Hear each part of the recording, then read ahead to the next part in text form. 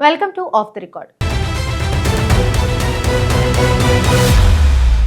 నాడు కారు పార్టీని నిట్ట నిలువునా ముంచిన కాళేశ్వరమే రేపు అదే బీఆర్ఎస్ పార్టీని గట్టెక్కించబోతుందా? మేటిగడ్డ దగ్గర దిగబడ్డ గులాబీ వాహనానికి మళ్ళీ అదే ప్రాజెక్టు పొలిటికల్ లైఫ్ జాకెట్ గా మారబోతుందా? 1,00,000 కోట్ల అవినీతి ప్రచారంతో నాడు కాంగ్రెస్ కారును పంచర్ చేస్తే నేడు కరువు పరిస్థితులను ఆసరాగా చేసుకుని అధికార పక్షాన్ని రివర్స్ డిఫెన్స్ లో పడేస్తుంది విపక్షం. ఈటల రాజేంద్ర చేసిన కామెంట్స్, రిటైర్డ్ ఇంజనీర్ల నివేదికలు కారు పార్టీకి బూస్టర్ డోస్లా ఎలా మారాయి? నాడు ఓడించిన కాళేశ్వరమే రేపు బీఆర్ఎస్ పార్టీని గెలిపించబోతుందా?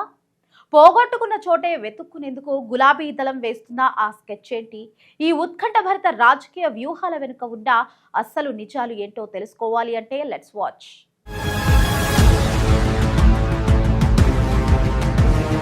గత అసెంబ్లీ ఎన్నికల్లో గులాబీ పార్టీ పరాజయానికి ప్రధాన కారణాల్లో ఒకటిగా నిలిచిన మేడిగడ్డ బ్యారేజీ కుంగుబాటు ఉదాంతం ఇప్పుడు సరికొత్త మలుపు తిరిగింది.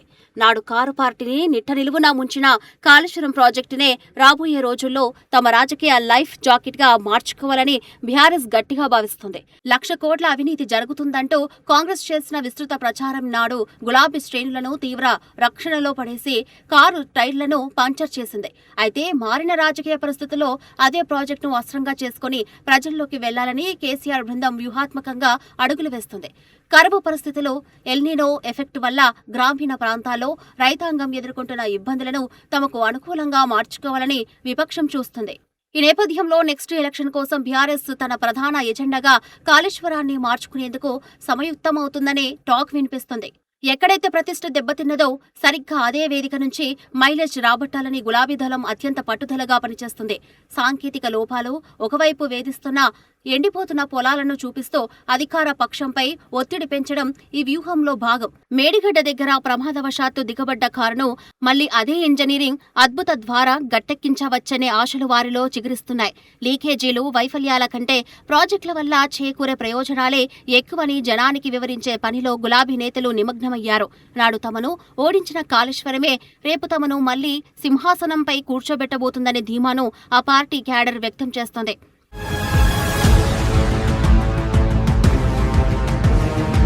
బీజేపీ సీనియర్ నాయకుడు ఈటల రాజేంద్ర కాళేశ్వరం ప్రాజెక్టుపై చేసిన తాజా వ్యాఖ్యలు తెలంగాణ రాజకీయాల్లో ఊహించని సంచలనం సృష్టించాయి. మేడిగడ్డ బ్యారేజ్లో నీళ్లు నింపకుండానే కన్నెపల్లి పంప్ హౌస్ ద్వారా నీటిని ఎత్తిపోయడానికి వస్తే ఉన్న ఇబ్బంది ఏంటని ఆయన స్పష్టించారు.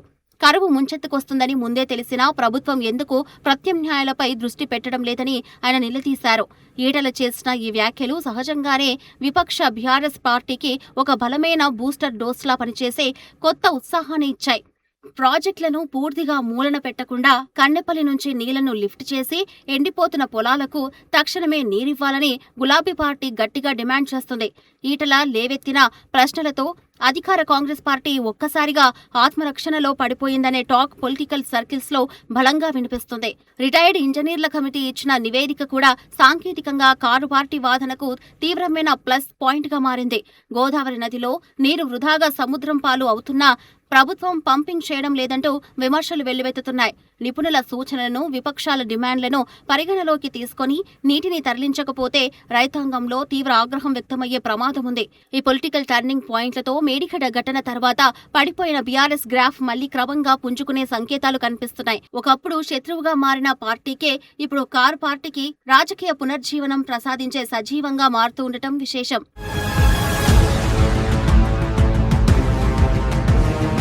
ప్రస్తుత రాజకీయ చర్చపై అధికార కాంగ్రెస్ పార్టీ తనదైన శైలిలో కౌంటర్ ఇస్తూ సాంకేతిక అంశాలను ప్రజల ముందు ఉంచుతోంది. బ్యారేజీలలో కనీస స్థాయిలో నీటిని నిల్వ చేయకుండా మోటార్ల ద్వారా పంపింగ్ చేయడం అసాధ్యమని అధికార యంత్రాంగం స్పష్టం చేస్తోంది. మేడిగడ్డ పిల్లల్లో కుంగిపోయిన ప్రస్తుత స్థితిలో నీటిని నిలిపితే ప్రాజెక్టు భద్రతకే ముప్పు వాటిల్లుతుందని నిపుణులు హెచ్చరిస్తున్నారు. కేవలం రాజకీయ లాభం కోసమే బీఆర్ఎస్ నేతలు కరువును సాకుగా చూపిస్తూ అనవసర గందరగోళం సృష్టిస్తున్నారని కాంగ్రెస్ మండిపడుతుంది. గత ప్రభుత్వ హయాంలో జరిగిన నిర్మాణ లోపాలను కప్పిపుచ్చుకోవడానికి విపక్షం ఇలాంటి డిమాండ్లు చేస్తుందని హస్తం పార్టీ నేతలు వాదిస్తున్నారు. కన్నెపల్లి పంప్ హౌస్ నిర్వహణపై కూడా ఇంజనీరింగ్ విభాగం నుంచి భిన్నమైన అభిప్రాయాలు వ్యక్తమవుతున్నాయి. కాళేశ్వరం ప్రాజెక్టు వల్ల జరిగిన నష్టాన్ని, నిధుల దుర్వినియోగాన్ని ప్రజల మనుషుల నుంచి అంత తేలికగా తుడిచిపెట్టలేరని వారు భావిస్తున్నారు. ప్రాజెక్టు వైఫల్యాల మైలేజ్ రాబట్టాలని చూస్తున్న గులాబీ పార్టీ వ్యూహాన్ని తిప్పికొట్టేందుకు కాంగ్రెస్ శ్రేణులు క్షేత్రస్థాయిలో ప్రయత్నిస్తున్నాయి. నాడు తాము చేసిన 1,00,000 కోట్ల అవినీతి ప్రచారానికి ప్రజల్లో వచ్చిన స్పందనే తమకు శ్రీరామ రక్ష అని వారు నమ్ముతున్నారు.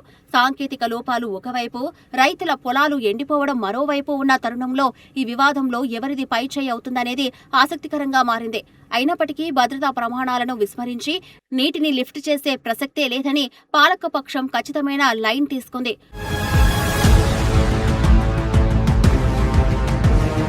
ముఖ్యమంత్రి రేవంత్ రెడ్డి గతంలో కాళేశ్వరం ప్రాజెక్టుకు సంబంధించి చేసిన బ్లడ్ కామెంట్స్ తెలంగాణ రాజకీయాల్లో తీవ్ర దుమారం రేపాయి.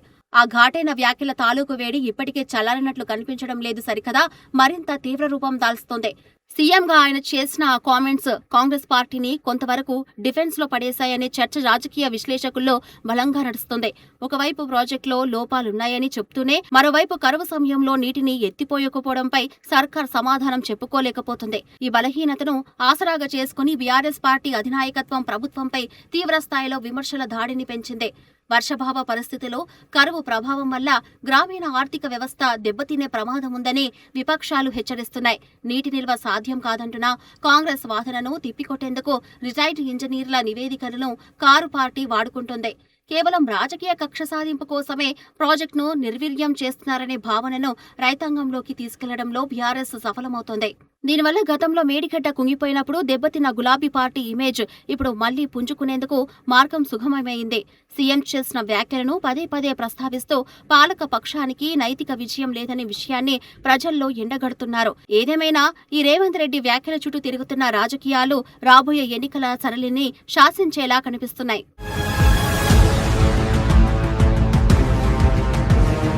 తెలంగాణ పొలిటికల్ థియేటర్లో కాళేశ్వరం ప్రాజెక్టు అనేది కేవలం ఒక నీటిపారుదల నిర్మాణం కాదు, అది పార్టీల భాగ్యరేఖలను మార్చే శక్తి. నాడు మేడిగడ్డ వద్ద కుంగిన పిల్లల దృశ్యాలు గులాబీ పార్టీని అధికారానికి దూరం చేస్తే నేడు అదే వేదిక వారి పునర్జీవనానికి కేంద్రంగా మారుతుంది.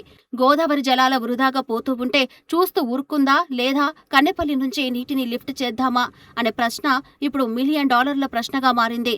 ఈటెల రాజేంద్ర వంటి ప్రతిపక్ష నేతల మద్దతు కూడా లభించడంతో గులాబీ దళం తన పోరాటాన్ని మరింత ఉధృతం చేసింది. సాంకేతిక లోపాల కంటే ఎండిపోతున్న రైతుల పొలాలు సెంటిమెంటే రేపటి ఎన్నికల్లో అత్యంత కీలక పాత్ర పోషించనుంది. కాంగ్రెస్ పార్టీ చేసిన అవినీతి ప్రచారాన్ని, కరువు పరిస్థితులు, నీటి అవసరాలు పూర్తిగా పక్కకు నెట్టేలా కనిపిస్తున్నాయి. రిటైర్డ్ ఇంజనీర్ల అనుకూల నివేదికలు కారు పార్టీకి ఒక రకమైన రక్షణ కవచంలా మారి వారి వాదనకు బలాన్ని చేకూర్చాయి. పోగొట్టుకున్న రాజకీయ వైభవాన్ని అదే ప్రాజెక్టు ద్వారా వెతుక్కునేందుకు గులాబీ పార్టీ ఆరాటం స్పష్టంగా వ్యక్తమవుతుంది. నాడు ముంచిన కాళేశ్వరమే రేపు కారును సురక్షిత తీరాలకు గట్టెక్కిస్తుందా అనే ఆసక్తికర చర్చకు కాలమే సమాధానం చెప్పాలి. ఏదేమైనా తెలంగాణ భవిష్యత్తు రాజకీయం అంతా మేడిగడ్డ పిల్లర్ల చుట్టూ, గోదావరి జలాల పంపింగ్ చుట్టూనే తిరగబోతుందనేది మాత్రం నిఖార్సైన వాస్తవం.